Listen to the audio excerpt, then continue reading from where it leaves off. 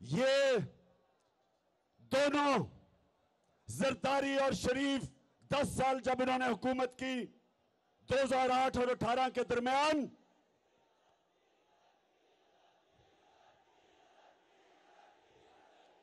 और ठीक कह रहे हो, शुक्रिया याद कराने का, डीजल इनके साथ फिट हुआ था। इन थ्री स्टूजेस ने 10 साल जब हुकूमत की मिलके, तो नौजवानों 400 ड्रोन अटैक हुए पाकिस्तान के ऊपर, 400। और कबायली इलाके में आप जानते हैं कि ड्रोन अटैक क्या होता है? आपको पता है क्या होता है? 4000 मील दूर बैठ के एक कमरे के अंदर कंप्यूटर गेम खेली जाती है, बटन दबा के। 4000 मील दूर अमेरिका में एक आदमी बैठा होता है, सामने कंप्यूटर स्क्रीन होती है उसके, यहां से उसको पैगाम जाता है कि जी इस एरिया में दहशतगर्द है। 4000 मील दूर बैठ के वो बटन दबाता है, बम गिरता है, नीचे कौन मरता है कभी किसी को पता नहीं चला। लेकिन सुने जरा मेरी बात, वहां औरतें बच्चे मरे, बुजुर्ग मरे। एक जगह इन्होंने ड्रोन अटैक किया बजौड़ में, 64 बच्चे मदरसे में मर गए, 64 बच्चे। एक जगह वजीरिस्तान में ड्रोन अटैक होता है, 7 लोग मर जाते हैं।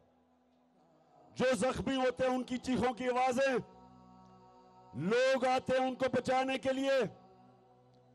दूसरा ड्रोन अटैक होता है, 7 और लोग मर जाते हैं। सुबह तक लोग डरते हैं जाते हुए करीब, जो जख्मी हैं उनकी आवाजें आ रही होती हैं। सुबह को लोग बचाने जाते हैं, फिर ड्रोन अटैक होता है, 7 और मर जाते हैं, 21 लोग मरते हैं। शादियों पे ड्रोन अटैक, जनाजों पे ड्रोन अटैक। और आप जानते हैं कि एक दफा ना जरदारी के मुंह से एक आवाज निकली, और ये गीदड़ नवाज शरीफ के मुंह से एक दफा अमेरिकनों को उसने कहा, इनमें इतनी जरूरत नहीं थी कि अमेरिकनों को कहते कि ये सारे इंसानी हुकूक के खिलाफ है। दुनिया का कोई कानून इजाजत नहीं देता कि आप फैसला करें मुजरिम कौन है और आप ही उसको कत्ल कर दें। जज, जूरी, एक्सिक्यूशनर, दुनिया का कोई कानून इजाजत नहीं देता। लेकिन इस मुल्क पे जिनके लिए हम जंग लड़ रहे थे, 400 ड्रोन अटैक हुए। एक दफा इन दोनों ने जुर्रत नहीं की अमेरिका को कहने के लिए कि क्या आप अपने मुल्क में दहशतगर्द के ऊपर ड्रोन अटैक करेंगे। जुर्रत ही इनमें क्या? इनमें यह जुर्रत थी बरतानिया को कहने के लिए कि लंदन में हमारा बड़ा दहशतगर्द जिसने हजारों लोगों को कत्ल करवाया, क्या हमें इजाजत देंगे ड्रोन अटैक करके उसको मारे? तो अगर अपने मुल्क में आप हमें कहते हैं कि अदालत में जाके साबित करो वो दहशतगर्द है, तो हमारे मुल्क में आपने कैसे आपने 400 ड्रोन अटैक किए, बेकसूर लोगों को मारा, औरतें बच्चों को मारा। और ये तो जिनको फिर से इन 2 खानदानों को फिर से जो मुसल्लत किया इसीलिए किया कि ये उनके गुलाम हैं, इनमें जुर्रत नहीं है।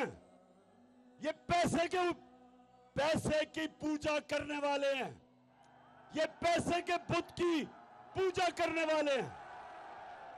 इनके पैसे पड़े हैं बाहर, इनके लंदन में, अमेरिका में पैसे पड़े हुए हैं।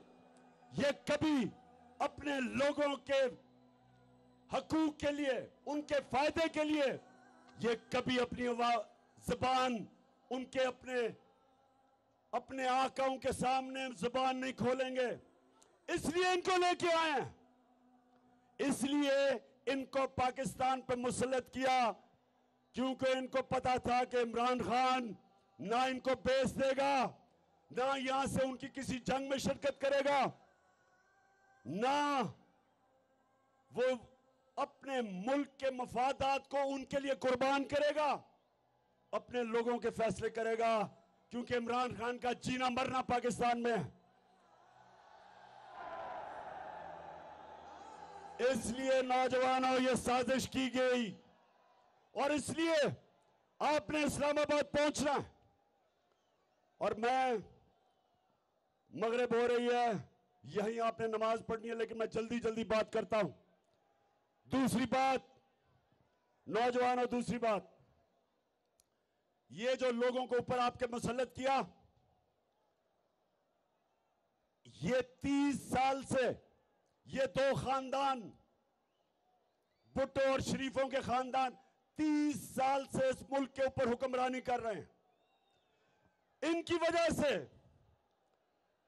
वजह से आज शहबाज शरीफ कहते हैं जी हम तो बेकारी हैं, इसलिए गुलाम हैं। और इनका एक और वजीर कहता है हम तो वेंटिलेटर पे हैं, हम तो अमेरिका की गुलामी करने पे मजबूर हैं। मेरे पाकिस्तानियों, ये आपके सामने ये वो लोग हैं जो दो बुतों की पूजा करते हैं। एक है बुत पैसे का और दूसरा बुत खौफ का। और यही मेरे नबी सल्लल्लाहु अलैहि वसल्लम ने मदीना में आके इन्हीं बुतों को तोड़ा था, खौफ के बुत को तोड़ा था, आजाद किया था। ला इलाहा इल्लल्लाह का मतलब हमें सिखाया था कि हम सिवाय अल्लाह के किसी के सामने नहीं झुकते।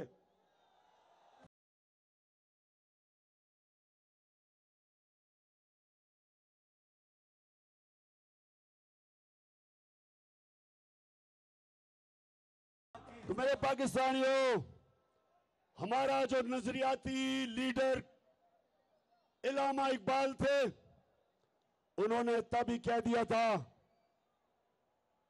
कि हमने इकबाल का शाहीन बनना है, हमने वो लोग बनने हैं जिन्होंने दुनिया की इमामत करनी है। अल्लाह ने इंसान के हाथ में ये चीज छोड़ दी है कि वो या परवाज कर सकता है और वो या जमीन के ऊपर रेंग सकता है। अल्लाह ने कुरान में कहा है कि इंसान जब ऊपर जाता है तो फरिश्तों से ऊपर चला जाता है, और जब वो नीचे गिरता है तो जानवरों से नीचे चला जाता है।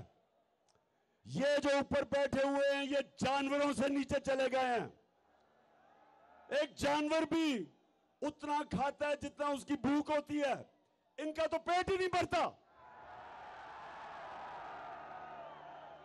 इसलिए मेरे नौजवानों, हमने अपने मुल्क को बचाने के लिए और आजाद रखने के लिए निकलना है। एक दफा मुल्क के इदारे तबाह हो जाए, मुल्क तबाह हो जाता है। जब चोर ऊपर बैठ जाएं, वो सबसे पहले मुल्क के इदारे तबाह करते हैं। FIA आज हमारी आंखों के सामने तबाह हो रहा है। दो उनके ऑफिसर जिन्होंने बड़ी मेहनत से शहबाज शरीफ और इसके बेटों के ऊपर 24 अरब रुपए के करप्शन के केस, मनी लॉन्ड्रिंग, नौकरों के नाम पे, चपरासियों के नाम पे अरबों रुपया जो उन्होंने पकड़ा, एक हार्ट अटैक से मर चुका है, डॉक्टर रिजवान मर चुका है, और दूसरा उसको भी हार्ट अटैक हुआ जो दूसरा ऑफिसर था। आज वो अपनी जिंदगी की जंग लड़ रहा है, और मैं इंशाल्लाह इस पे बताऊंगा कि वो कौन सी जहर इस्तेमाल की जाती है जो खाने में डालते हैं, जिसकी वजह से हार्ट अटैक होता है। तो एफआईए तो तबाह हो गई, उसके ऊपर एक कातिल बैठा दिया। फैसलाबाद का कातिल जिसने 18 लोगों को कत्ल किया, राणा सनाउल्लाह, वो बैठ गया ऊपर। अब यही एफआईए से वो होगा जो एमक्यूएम ने कराची की पुलिस से किया था 1996 में।